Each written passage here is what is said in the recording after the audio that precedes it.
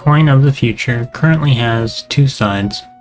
On one side you have free will, on the other you have determinism. Let's briefly go over both so you know exactly what I'm going to start messing with. Free will is the idea that nothing is predetermined and your choices are your own. There is nothing pushing you to make certain decisions, well, other than yourself. Determinism is the idea that all of your choices are determined by your past choices, so everything you do is basically already decided. With that out of the way, let's do a fun test of determinism and free will. If everything I do is predetermined, then it won't change anything. If free will is true, then nothing really changes that way either. Regardless of which side you fall on, I'm inclined to believe that I can throw a curveball at fate. To my future wife.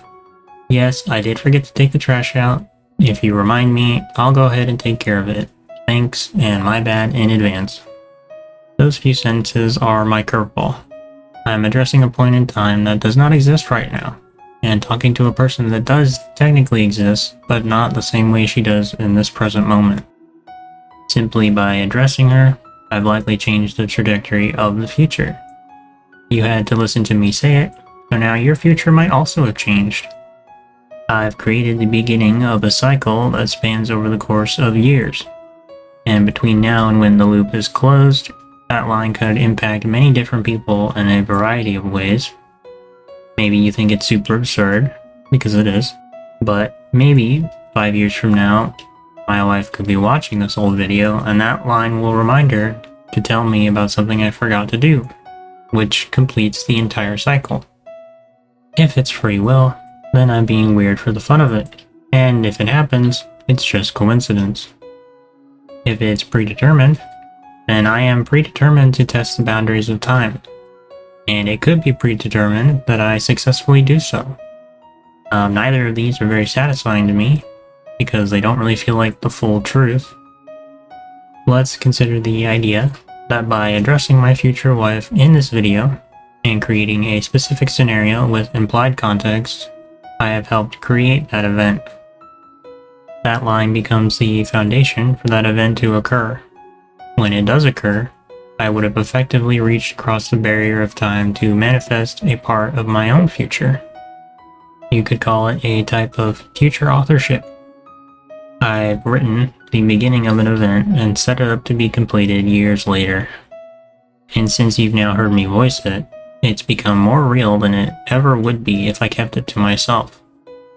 By releasing it out into the open, I've created a ripple that will spread outward, impact other ripples, and eventually reach an ending that resolves itself. Perhaps it will reach my future wife. Or perhaps it will resolve itself as a funny joke that someone will reference to me later. There's no telling how it'll end, but by reaching out towards the future with my actions, I've steered my future in a certain direction, deliberately and with clear intention. Because of how specific I was, and how much time is spent on the idea of addressing my future wife, it is most certainly going to lead somewhere or cause something. I can't predict what will happen fully, but I can account for what I believe to be the most likely outcomes and prepare myself for what could happen. If nothing happens, then the ripple simply wasn't strong enough to reach anybody else. But I very much doubt this is a weak ripple. Smaller actions have created greater effects than that before. So, how does this apply to you? Well, this is just a very deliberate example of things we all do. This is the basis of long-term goals. You act now to reach a long-term goal, the potential future you want. This means that you can direct your own future through your actions.